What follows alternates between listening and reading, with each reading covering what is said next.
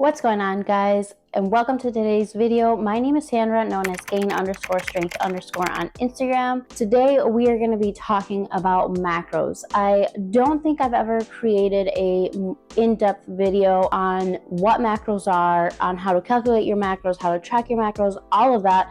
So that's what we're going to discuss in this video. We are going to deep dive into the topic of macros. So the first question is, what is a macro? Well, I mean, it's short for a macronutrient, which are carbs, protein, and fat.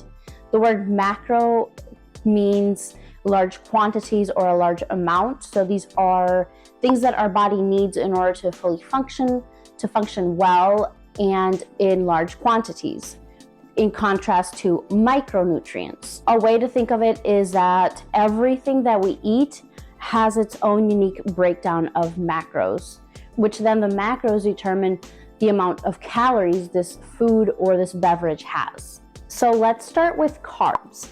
Carbs are your body's preferred source of energy, especially for the brain. There's simple and complex carbs. Complex carbs take longer to digest than simple carbs, meaning they take longer to break down, providing you with more lasting energy. Simple carbs can be found in foods like milk and whole fruits, as well as other foods like sugary drinks and syrups. Complex carbs can also be found in foods that are not very nutrient dense, as well as other foods like whole grains, which are highly nutritious, veggies, and nuts. Rather than looking at something as simple or complex carbs, look at the overall nutritional profile. Now, for 1 gram of carb, that gives you 4 calories. Make sure you remember that because it will become important later on in the video. And then moving on to protein. Protein is made of building blocks called amino acids, and there are 22 amino acids, 9 of which are essential, meaning they cannot be formed by our body. Therefore, we need to obtain these amino acids through the food that we consume. And they link together to form different combinations to then do what they're supposed to do. For example, they might be used by your body to make new proteins, such as muscle and bone, or as enzymes and hormones, or for energy. Our whole body is made of different forms. It's used in different forms for your skin, hair, bones, tendons, and other things. Our body needs it to repair and grow cells and to function properly, support muscles in growth and after intense training sessions. And for 1 gram of protein, you also get 4 calories, just like carbs. And now moving on to the last macro, fats. They provide your body with energy, helps cell function, and it protects your organs. Fats also play a role in hormone production and cell growth. Saturated fats you should eat in limited amounts. Saturated fat can be found in animal meat, plant oils like coconut oil, dairy products, processed meats, packaged snacks like crackers, chips, and pastries. Unsaturated fats comes from foods like nuts, plant oils, certain fish, olives, and avocados. And for 1 gram of fat, you get 9 calories. So what does tracking macros mean? When somebody says, oh, I'm tracking my macros, what do they mean by that? Essentially, they're tracking the macro breakdown of every food and beverage that they consume. They take a look at how much protein, carbs, and fats they eat throughout the day. And they have these goals for each one that they need to meet. So it's kind of like somebody tracking calories, but it's more detailed than that. It's like a step further to knowing exactly how much protein, carbs, and fats you're eating. For example, let's take a banana that weighs 100 grams. So it has 1 gram of protein, 23 grams of carbs, and 0.33 grams of fat. So knowing that information and what we discussed earlier, you're gonna take the 1 gram of protein and you're going to multiply it by 4, because remember, we get 4 calories from 1 gram of protein. You're going to add that to the result of multiplying 23 times 4. Again, that's for the carbs. And then add that as well to the result of multiplying 9 by 0.33 for the fat. And then that gives you a total of 99 calories. So this banana that we just ate has 99 calories. So when you take a look at a nutritional label, when you're trying to figure out what it has, take a look at total fat, total carbs and protein, and that will give you what macros are in this food item or beverage that you're going to consume. There are a lot of different factors that play into how to actually calculate your macros, and a couple of them are your age, your height, your current weight, your goal weight, your activity level, your sex, body fat percentage. Like, the first things to take into account are your age, your height, your current weight, and your body fat percentage. And these are used to calculate your BMR, or your basal metabolic rate, which is the rate at which your body uses energy when you're resting. So when you're doing nothing, how much energy does it take for your body to just function? And this would be the least amount of food that you would ever want to eat, because it would literally just be to keep you alive and resting. Next up is your TDEE, which is your total daily energy expenditure, which is the amount of energy that you use throughout the day just to do whatever it is that you're going to do. So walking, working out, running errands, cleaning the house, all of those daily activities. And figuring out your macros isn't so like black and white. You might want to just have a breakdown of your macros and then just readjust down the line if it's just not working out for you. So just keep that in mind. And there are a lot of websites that will give you a breakdown of your macros based on all of the things I've mentioned that take into account to calculate your macros. But the thing is, each one is going to give you something different. So if you're going to go that route of using an online macro calculator, find one and stick to it, because each one, like I said, is going to give you a different ratio for your macros. And then you just end up with all these different numbers and you're very confused. So just find one, stick to that one, and use those, and then adjust from there if needed. But I wanted to find a easy way to explain to you guys how to manually calculate your macros if that's the route that you want to go. But there's so many different ways to do it that it can get complicated. So I was trying to find a way, like, how can I break this down into simple terms so that everybody can understand it without causing too much confusion and chaos. So let's break it down. So first, your calorie needs are going to be dependent on your activity level. Are you someone who is just sitting down all day? Maybe you have a desk job and then you don't work out. Maybe your job requires you to be on your feet all day. You're going to require more calories than someone like me who literally just sits at her desk on the computer all day long. And then you need to determine, what is your goal? Overall, you want to track macros, but what is your goal? Are you wanting to lose body fat? Are you wanting to maintain your current weight? Maybe you're happy with the weight that you're at.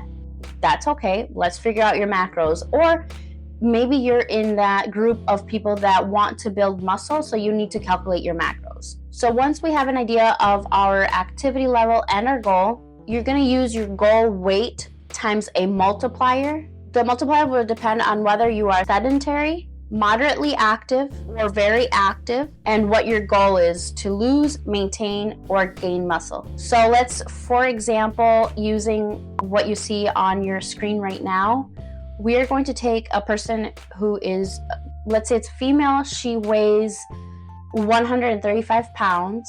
When I'm talking about the example, she currently weighs 140 pounds and wants to come down to 135 pounds. Who wants to lose weight and who typically works out 3 to 4 times a week. The multiplier will be between 12 to 14. So if we write it out, it would be 135, which is the weight, times 12, which is the lowest range of the activity level, which gives us 1,620 calories.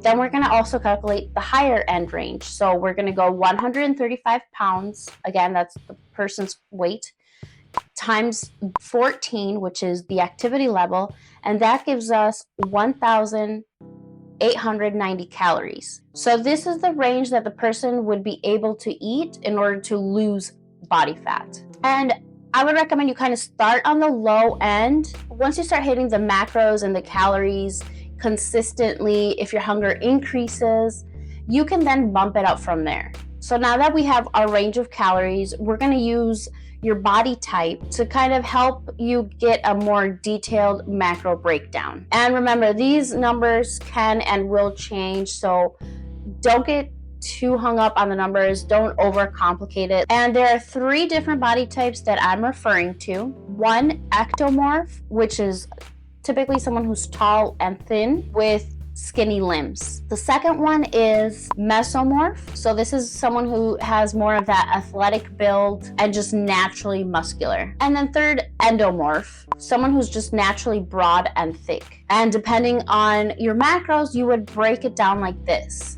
And I'll show it on the screen so it can be a little easier for you to capture.